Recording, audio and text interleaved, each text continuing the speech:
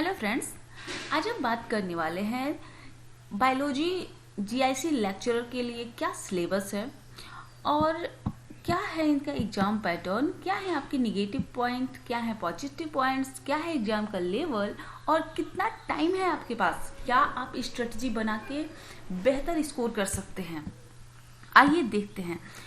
Exam का जो pattern है वह इस बार इंटरव्यू नहीं है, तो सिर्फ प्रीलिम्स है और मेंस है। और जो नंबर गेन होंगे, जो मेरिट लिस्ट बनेगी, वो सिर्फ मेंस के मार्क्स के पर बनेगी कि आपने मेंस में कितने स्कोर किए। तो प्रीलिम्स क्या है, आपको क्वालिफाई है करना है ताकि आप मेंस में जा सकें। स्कोर तो बेहतर करना ही होगा। अब सबसे अच्छी बात है कि आपके पास ज़्यादा कंपटीशन नहीं है। कंपटीशन थोड़ा बाकियों से कम है क्योंकि बाकी अदर सब्जेक्ट वाले इसमें एग्जाम नहीं दे सकते। ये आपका पहला प्लस पॉइंट है। तो आपके पास दूसरों से कंपेयर करने की जरूरत नहीं है। आपका पूरा कंपटीशन आपका खुद से ही है कि आप खुद से कितना आगे बढ़ सकते हैं। यहाँ पर जानने वाली बात यह है कि आपने एमएससी किया किस सब्जेक्ट से किया, या तो जूलॉजी से किया या बॉटनी से किया। अब अगर आपने जूलॉजी से किया है तो आपका वीक पॉइंट हो जाता है बॉटनी और आपका स्ट्रॉन्ग पॉइंट हो जाता है जूलॉजी। और अगर आपने बॉटनी से किया है तो आपका स्ट्रॉन्ग पॉइंट है बॉटनी और वीक पॉइंट है जूलॉजी। तो आपको देखना है कि आप किस पर ज़्यादा काम कर सकते हैं। तो देखिए, आपका ऐसा पॉइंट हो जो आपका स्ट्रॉन्ग पॉइंट हो, उसको और स्ट्रॉन्ग बनाइए, ठीक। और जो पॉइंट आपका वीक है उसको बाद में स्ट्रॉन्ग बनाइए। तो सबसे पहला आपका काम होगा अपने स्ट्रॉन्ग पॉइंट को और स्ट्रॉन्ग बनाना। तो आइए देखते हैं हम प्रीलिम्स में क्या है। प्रीलिम्स होगा ऑब्जेक्टिव, निगेटिव मार्किंग है 1/3 की, और जनरल स्टडीज के 40 क्वेश्चन होंगे, ऑप्शनल के होंगे 80 क्वेश्चन। ये मार्क्स नहीं हो, क्वेश्चन होंगे यहाँ पे, क्योंकि टोटल जो मार्क्स है वो 300 मार्क्स के नंबर के हैं, मतलब एक क्वेश्चन 2.5 नंबर का है। यहाँ पर आपके लिए प्लस पॉइंट की बात करूँ तो प्लस पॉइंट ये है कि जनरल स्टडीज सिर्फ 40 मार्क्स के हैं। और जनरल स्टडीज में 2-3 पार्ट तो ऐसे होते हैं जो जूलॉजी और बॉटनी, यानी ये कहें कि बायोलॉजी के ही होते हैं। जैसे बात करें हम इन्वायरमेंट की या फिर हम बात करें जनरल साइंस की, तो इसमें जो क्वेश्चन आते हैं वो बायोलॉजी से ही आते हैं। तो यह आपका प्लस पॉइंट पहला हो जाता है। अब हम बात करते हैं मेंस की। मेंस होगा रिटेन, जिसमें होगी हिंदी और ऑप्शनल सब्जेक्ट। अब इसमें आपका क्या प्लस पॉइंट है, तो देखिए आपकी जो हिंदी होगी ना, हिंदी उसमें सामान्य हिंदी है और निबंध है। समय होगा 2 घंटा, पूर्णांक सिर्फ 100 नंबर का है। तो हिंदी में आपके सिर्फ 100 नंबर आपको गेन करने हैं। यहाँ पर आपका आ जाता है निगेटिव पॉइंट, लेकिन वो क्या निगेटिव पॉइंट है उसकी बात हम बाद में करेंगे। और सेकेंड पेपर है आपका अपना सब्जेक्ट जूलॉजी और बॉटनी से क्वेश्चन आएंगे, और ये होंगे पूरे 300 नंबर के, और 3 घंटे का पेपर भी होगा। और पेपर कैसे बनेंगे उसको देख लीजिए। तो इनका जो एग्जाम का पैटर्न होगा उसमें कुल प्रश्नों की संख्या होगी 20, और यह डिवाइड होंगे 3 पार्ट में। पार्ट ए में 5 क्वेश्चन होंगे जिनके शब्द सीमा होगी 250 शब्द, और प्रत्येक प्रश्न होगा 25 नंबर का। मतलब ये कहें कि यह हो गए दीर्घ उत्तरीय प्रश्न, और मतलब long answer type questions. Second की बात करें तो 5 हैं, लघु उत्तरीय हैं, जिनकी शब्द सीमा है 150, और प्रत्येक प्रश्न होगा 15 नंबर का, यानी शॉर्ट। तीसरा अगर हम बात करें तो 10 प्रश्न हैं अति लघु उत्तरीय के, और इनकी शब्द सीमा है 50, और प्रत्येक प्रश्न का अंक होगा 10। अब आगे हम बढ़ते हैं। सिलेबस की बात करें अगर हम प्रीलिम्स की, तो देखिए प्रीलिम्स में सबसे पहला जो है वह है general science, high school standard का है। अब जनरल साइंस में जो पीएससी क्वेश्चन पूछता है, यूपी पीएससी ना, वह सबसे ज़्यादा क्वेश्चन लेता है बायोलॉजी के। ओके, तो यहाँ आपका प्लस पॉइंट क्या है कि अगर आप अपना जूलॉजी और बॉटनी सही करते हैं तो आपकी ऑलरेडी ये वाला सेक्शन आपका कंप्लीट हो जाएगा। अब देखिए, सबसे पहली बात मैं आपको यहाँ पर मार्क्स बता रही हूँ। 40 क्वेश्चन होने वाले हैं, ठीक। 11 सेक्शन आपको यहाँ पे दिखाए जा रहे हैं। 11 हैं जनरल स्टडीज में पार्ट है, जनरल साइंस है, history of India, Indian national movement, Indian polity, economy and culture, Indian agriculture, commerce and trade, world geography, Indian geography and natural resources of India, current affairs and international important events वगैरह करके 11 part हो जाते हैं। और 11 part हैं कितने marks में? सिर्फ 40 मार्क्स में। तो अगर हम डिवाइड कर दें तो 3 से 4 क्वेश्चंस हैं जो एक पार्ट से आने वाले हैं। ध्यान दीजिएगा, 3 से 4 क्वेश्चन आने वाले हैं एक पार्ट से। आपका प्लस पॉइंट कहाँ है यहाँ पर, इस पर ध्यान दीजिए। पहला जनरल साइंस, ये आपका प्लस पॉइंट है। यहाँ पर 2 नंबर, अगर 4 क्वेश्चन आते हैं या 3 क्वेश्चन आते हैं तो इसमें जाहिर सी बात है कि 2 क्वेश्चन आपके बायोलॉजी के होंगे, 1 क्वेश्चन फिजिक्स का हो सकता है, मे बी 1 क्वेश्चन केमिस्ट्री का हो सकता है। फिजिक्स के क्वेश्चन होने के रेयर चांसेस होते हैं, केमिस्ट्री के चांसेस ज़्यादा होते हैं। तो यहाँ पर देखिए, यहाँ पर आपका पहला प्लस पॉइंट हो जाता है। यहाँ दूसरा बात है हिस्ट्री ऑफ इंडिया और इंडियन नेशनल मूवमेंट की, तो यहाँ पर सबकी हालत एक जैसी होती है।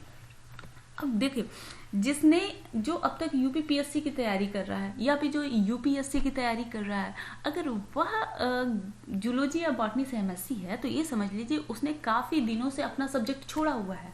अगर वो यूपीएससी की तैयारी कर रहा है तो मान लिया उसने कि उसका ये सिलेबस जनरल हिस्ट्री उसका काफ़ी बेहतर होगा, लेकिन उसका अपना सब्जेक्ट ऑप्शनल काफ़ी वीक हो चुका होगा, तो उसे ज़रूरत है उस पर काम करने की।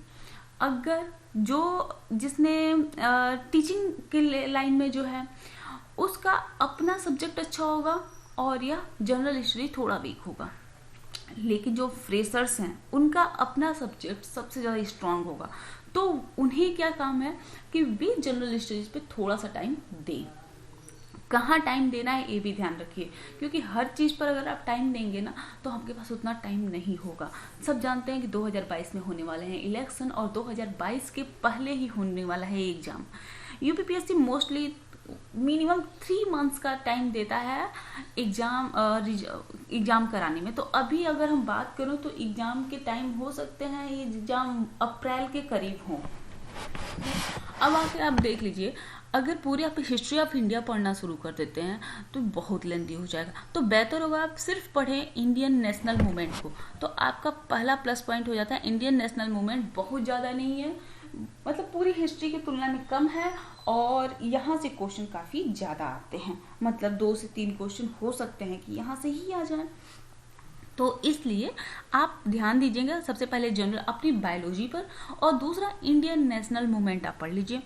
उसके बाद तीसरा है Indian polity, economy and culture. तो इकोनॉमी एंड कल्चर को बाहर करिए, सिर्फ आप इंडियन पॉलिटी पढ़ लीजिए, और इसमें भी सिर्फ आपको अनुच्छेद ही पढ़ लेना है, सिर्फ अनुच्छेद पढ़ लीजिए, वह आपके लिए काफ़ी अच्छा है। उसके बाद इंडियन एग्रीकल्चर, कॉमर्स और ट्रेड छोड़ दीजिए। World geography, Indian geography and natural resources of India, तो इसमें आपको लिए बेहतर होगा कि मैं ये नहीं कह रही हूँ कि कभी मत पढ़िएगा, जब आप अपना सिलेबस पूरा कंप्लीट कर लीजिए, जो मैं बता रही हूँ उतना पूरा कंप्लीट कर लीजिए, उसके बाद आप बाकी कुछ देख सकते हैं। इसके आप नेचुरल रिसोर्सेज ऑफ इंडिया आपके लिए बेहतर होगा कि आप इस पॉइंट को देख लें, क्योंकि ये बायोलॉजी से रिलेटेड है। उसके बाद current national and international important events, तो आज से ही शुरू कर दीजिए आप डेली की न्यूज अपडेट लेना। और इसमें भी साइंस मॉनिटर करके राज्यसभा का एक हर सैटरडे आता है साइंस मॉनिटर, आप उसी को बस देख लीजिए, क्योंकि बाकी करंट अफेयर्स से जितने भी करंट अफेयर्स अब आएंगे ना वे जुड़े होंगे टेक्नोलॉजी से या साइंस से। बाकी इधर उधर के करंट अफेयर्स आप बहुत कम आएंगे। अब सोचिए आपके पास सिर्फ 3 से 4 करंट अफेयर्स आने वाले हैं, तो मोस्टली साइंस से रिलेटेड ही आएंगे। तो अभी आप अगर न्यूज़ देखना शुरू कर लेते हैं और या साइंस मॉनिटर देखना शुरू कर लेते हैं तो आपके लिए काफ़ी बेनिफिशियल होगा। और उसके बाद अगर हम बात करते हैं बाकी करंट अफेयर्स की, तो एग्ज़ाम से 1 महीने पहले 1.5 महीने पहले कोई एक बुक ले लीजिए और उसको आप पढ़ जाइए। इससे ज़्यादा पढ़ने की ज़रूरत नहीं है, क्योंकि आप अपना सब्जेक्ट ही आपको नंबर दिलवाएगा और मेरिट आपकी बनवाएगा। अगला है logic reasoning based on general intelligence. बस थोड़ी सी प्रैक्टिस की ज़रूरत है, रीजनिंग तो काफ़ी अच्छी आप कर सकते हैं। उसके बाद है specific knowledge of regarding education, culture, agriculture, industry, trade, living and social traditions of Uttar Pradesh. मतलब इसमें आपको उत्तर प्रदेश वाली एक बुक खरीदनी है और पूरा उत्तर प्रदेश इसको पढ़ लेना है, क्योंकि इसमें कहाँ से क्वेश्चंस आएंगे कुछ नहीं कहा जा सकता है। तो उसी बुक को आपको पढ़ लेना है, 3 से 4 बार 5 बार इसको पढ़ लीजिए। कोई भी एक बुक लीजिए, 5 से 6 बार उसको पढ़ लीजिए जिसमें से क्वेश्चन ज़्यादा आते हो बस।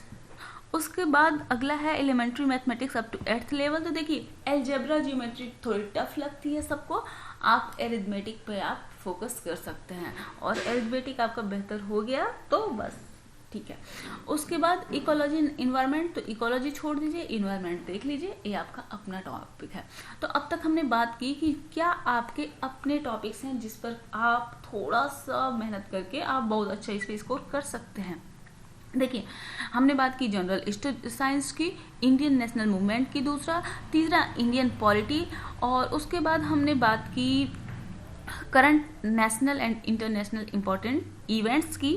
उसके बाद लॉजिक एंड मतलब रीजनिंग की हमने बात की, और यूपी की, और उसके बाद अरिथमेटिक की और इन्वायरमेंट की। बस आपके टॉपिक्स हो गए छोटे। अब इतने टॉपिक्स में आप अच्छा खासा स्कोर कर सकते हैं। क्वेश्चन 40 ही आने वाले हैं, तो आप अपना 40 क्वेश्चन के लिए पूरा ब्रॉड पढ़ना बहुत समझदारी नहीं है, क्योंकि इसके बाद फिर ये आपके क्वेश्चन कहीं नहीं आने वाले हैं।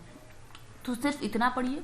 उसके बाद आ जाता है ऑप्शनल। ऑप्शनल में सबसे आपका प्लस पॉइंट यहाँ पर ये बन जाता है कि ये ऑप्शनल आपका वही होगा जो मेंस का होगा, ठीक। तो मेंस और प्रीलिम्स दोनों ही सेम ही होंगे। तो अब हम आ जाते हैं मेंस के जो आपका सिलेबस होगा, उस सिलेबस के बारे में हम बात कर लेते हैं। देखिए, सबसे हम शुरुआत करते हैं बॉटनी से। बॉटनी में आपका जो सिलेबस है वो सेक्शन में डिवाइड है, सेक्शन ए, सेक्शन बी। तो सबसे पहले हम देख लेते हैं प्लांट डाइवर्सिटी। अब आप पढ़ेंगे कहाँ से और कैसे पढ़ेंगे? तो देखिए, सबसे पहले आप सभी टॉपिक्स को गूगल पे सर्च करिए। देखिए, अगर आपने एमएससी किया है बॉटनी से या जूलॉजी से, तो दूसरा वाला जो पार्ट होगा वह जाहिर सी बात है कि आपको थोड़ा सा टाइम आपका लेगा, थोड़ा ज़्यादा टाइम लेगा दूसरे की अपेक्षा। तो आप ये करिए, सबसे पहले इन सभी टॉपिक्स को पढ़िए, इन सभी टॉपिक्स को गूगल पे सर्च करिए। और गूगल पे सर्च करने का तरीका ये नहीं कि कुछ भी आप ये टॉपिक, जैसे कि क्लासिफिकेशन ऑफ प्लांट्स आपको डालना है, तो classification of plants for UPSC डाल दीजिए। जैसे ही आप यूपीएससी डालेंगे ना, आपको सबसे बेहतर वाला जो कंटेंट होगा वह आपके लिए गूगल पे शो हो जाएगा। तो आपको जो भी सर्च करना हो उसको लिख के, जैसे अगर एल्गी फॉर यूपीएससी डाल दीजिए, तो वहां पर आपको सबसे बेहतर कंटेंट मिल जाएगा। तो सिर्फ आपको डिफिनीशन और थोड़ी थोड़ी चीजें पढ़नी है, तो आप थोड़ा इसके बारे में, सबके बारे में थोड़ा थोड़ा जान जाइए। उसके बाद सेकेंड थिंग होगी कि आप लास्ट ईयर के जो क्वेश्चन सीरीज हैं उनकी बुक ले लीजिए, जिसमें लास्ट ईयर के आए हुए क्वेश्चन हो, जितने भी लेक्चरर के क्वेश्चन एग्जाम हुए हैं, पीजीटी के एग्जाम हुए हैं, यूपीपीएससी ने जो एग्जाम्स कराए हैं, जिसमें पहले तो आता ही था बायो, तो वो सारे आप पेपर्स ले लीजिए और उन पेपर्स को आप एक बार देखिए और जानने की कोशिश कीजिए कि इसका लेवल क्या है। कहीं भी कोचिंग में आप जाएंगे या कहीं भी कुछ करेंगे तो आपका सेम थिंग वही है। तो इससे बेहतर है आप एक बार खुद से प्रैक्टिस करिए, ये सारे क्वेश्चंस को देखिए, गूगल से इसे सर्च करिए, और उसके बाद क्वेश्चंस को इससे मिलाइए, किस पार्ट से कितने ज़्यादा क्वेश्चन आए हुए हैं, किस पार्ट से कम क्वेश्चन आए हुए हैं। तो जिस टॉपिक से क्वेश्चन ज़्यादा आए हुए हैं उस टॉपिक पर ज़्यादा ध्यान देने की ज़रूरत होती है। अब उसके बाद आ जाती है प्लांट डाइवर्सिटी। क्लासिफिकेशन है इसमें, study of habit and habitats है, structure and reproduction of the following, algae, bryophyta, pteridophyta, gymnosperm. यहाँ पर देखिए, हैबिट और हैबिटेट्स के बारे में जानना है, तो इसके लिए मुझे लगता है 12th की जो बुक है ना, वो सबसे बेहतर बुक है। 12th की बुक से ही आप इसके बारे में जान सकते हैं। Angiosperm with the following families, cruciferae, compositae, malvaceae, liliaceae and solanaceae. इसके लिए बेस्ट बुक है इंटर वाली बुक अगर आपने पढ़ ली ना, दैट्स क्लियर, इससे ज़्यादा कुछ पढ़ने की ज़रूरत ही नहीं है। तो अब आगे आ जाते हैं, अगर हम बात करें एंजियोस्पर्म की, morphology and morphological modifications in roots, stem, leaves etcetera, histology, growth, reproduction and development. तो इसके लिए आप गूगल सर्च करिए।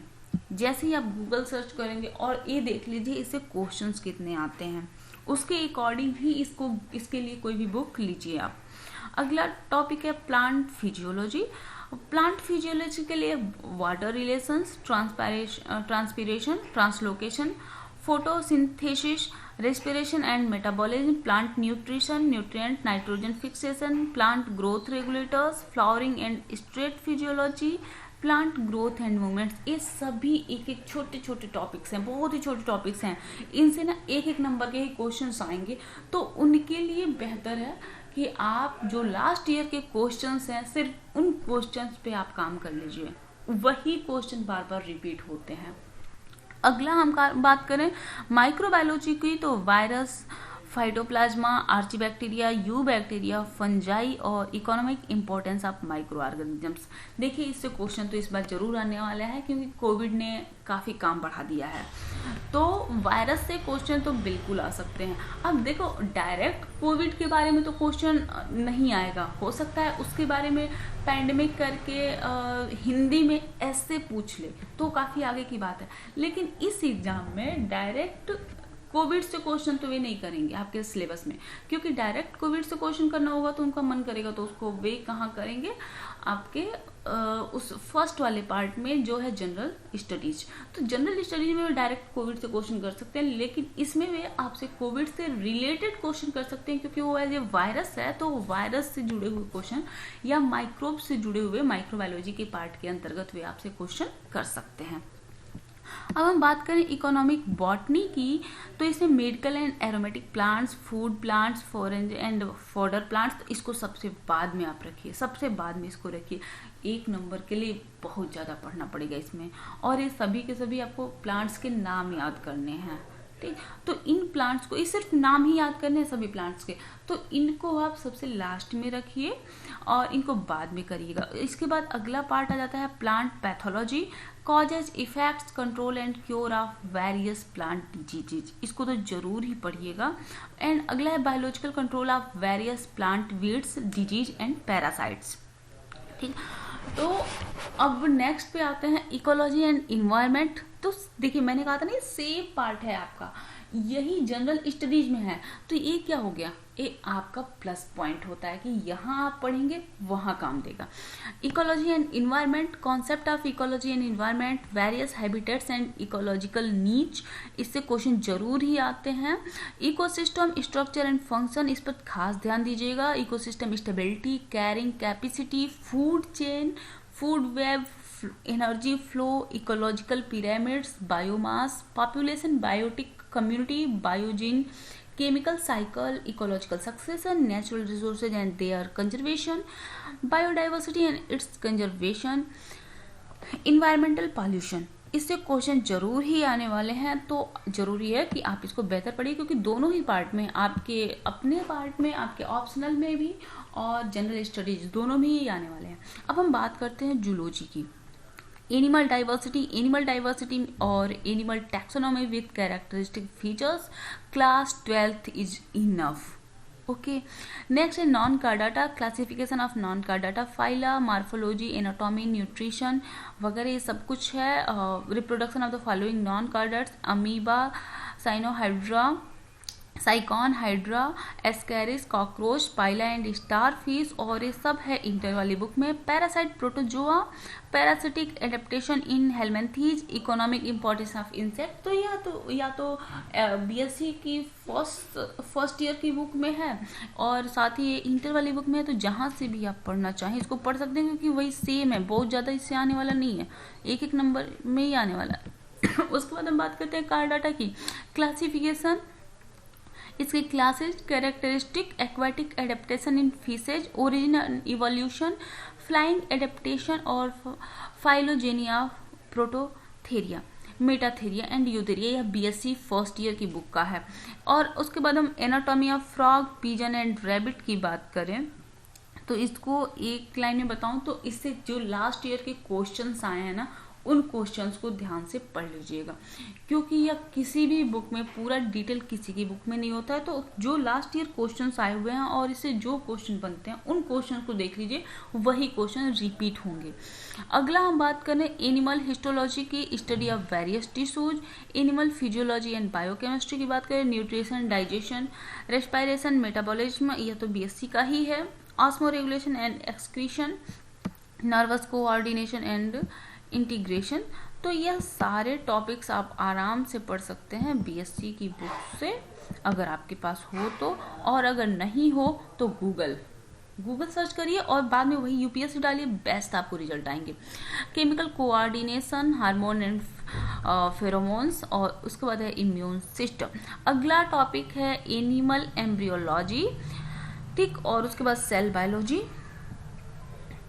उसके बाद सेल बायोलॉजी मोस्ट इंपॉर्टेंट है, इससे क्वेश्चन जरूर ही आने वाले, क्योंकि प्रोकैरियोटिक यूकैरियोटिक सेल्स के बारे में है। फिर cell division, structure, function of various cell organelles, chromosome structure and their behaviour during cell division, nucleic acid, DNA, genetic material, DNA replication and repairs, genetics code, central dogma, protein synthesis and gene expression.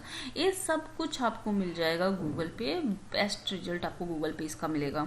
अगला अगर हम बात करें तो genetics की, तो Mendel's law of inheritance, codominance, chromosomal theory of inheritance, linkage and crossing over, sex determination, multiple gene inheritance and polyploidy, human genetic disorder mutation. और उसके बाद है बायोटेक्नोलॉजी। बायोटेक्नोलॉजी में concept, principles and scope of biotechnology, tools and technique in biotechnology, recombinant DNA technology and its application in human welfare। ये सब कुछ आपको पढ़ लेना है और ये सब आपको आसानी से मिल जाएंगे, ठीक है। उसके बाद मैं आपको ये भी बताऊंगी कौन सी बुक्स आपके लिए बेहतर होगी। ऑर्गेनिक इवोल्यूशन की बात करें तो concept and principles of evolution, origin of life, theories of evolution, evidences of evolution, neo Darwinism and synthetic theory of evolution, variations and human evolution. ये आपका कंप्लीट सिलेबस हुआ। अच्छा देखिए, जो कुछ भी पढ़ना है ना, तो सबसे पहले तो मैं ये कहूँगी कि आप इंटर की बुक्स का जो भी, मतलब सबसे पहले तो आपको क्या करना है, ये सारे क्वेश्चंस देखने हैं, एक बार गूगल से सर्च करके इन सबको आपको जान लेना है, और उसके बाद ही आपको कोई बुक खोलनी है, ठीक।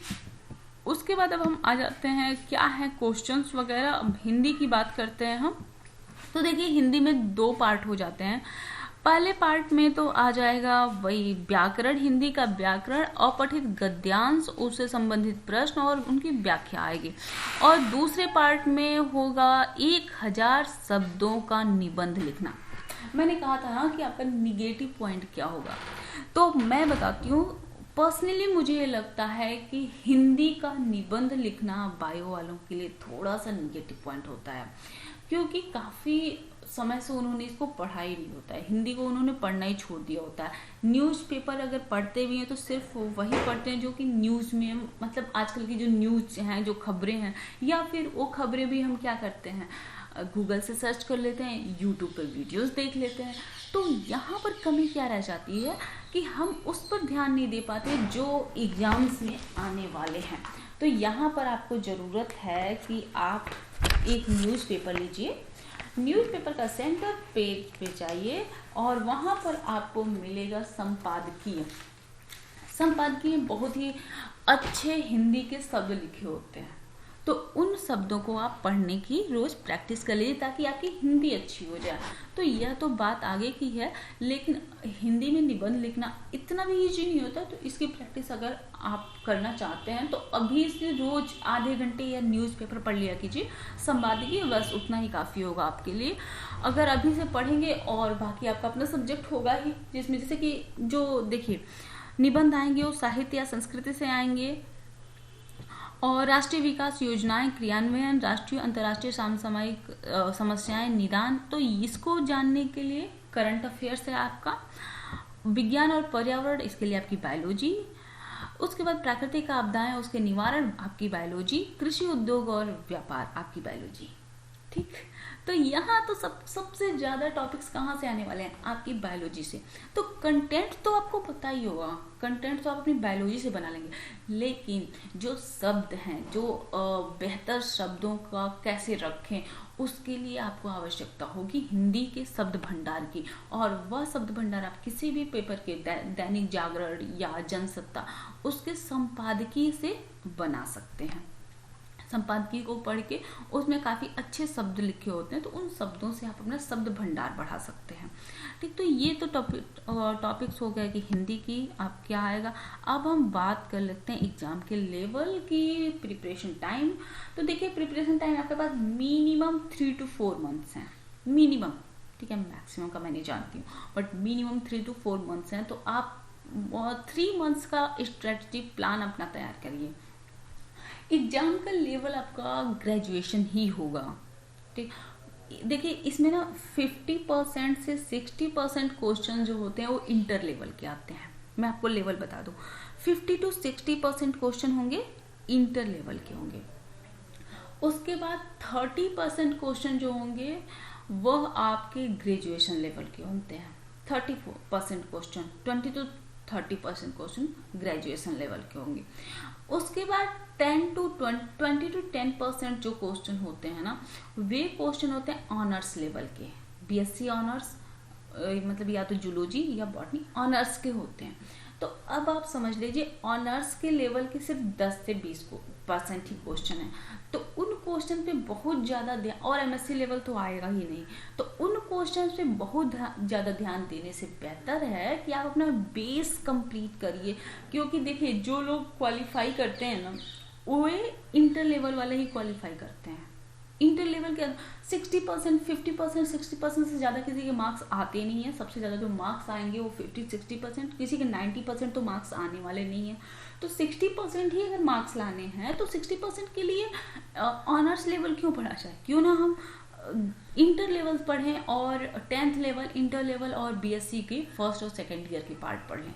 उतना इनफ होता है, मोर देन इनफ। तो अगर आप इतना पढ़ लेते हैं तो आपके लिए सफिशिएंट है।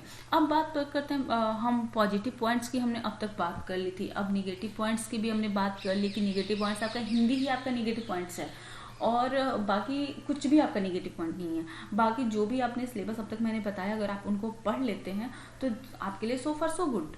एंड अब हम बात करते हैं स्ट्रेटजी की। तो आप अपने सब्जेक्ट पर पहले फोकस कीजिए, बाकी किसी भी चीज़ पर फोकस करने से बेहतर है पहले आप अपने सब्जेक्ट पे फोकस कीजिए। क्योंकि जनरल स्टडीज में सभी लोग की नॉलेज उतनी ही है जितनी आपकी है, यह समझ के करिए। और जिनकी उसकी नॉलेज काफ़ी अच्छी है ना, उनके सब्जेक्ट की नॉलेज थोड़ी वीक होगी। तो इसलिए आप अपने सब्जेक्ट पर सबसे ज़्यादा फोकस करिए। और उसके बाद जनरल स्टडीज में जो पार्ट मैंने बताया, जो टॉपिक्स मैंने बताया, उन टॉपिक्स को अगर आप पढ़ लेते हैं तो आप बेहतर इसको कर पाएंगे। यह हमने इस पर पूरा डिस्कशन कर लिया। अब आपको अगर मुझसे कुछ भी पूछना हो, कोई भी क्वेरी करनी हो, तो आप मुझे कमेंट बॉक्स में कमेंट कर सकते हैं। Thank you.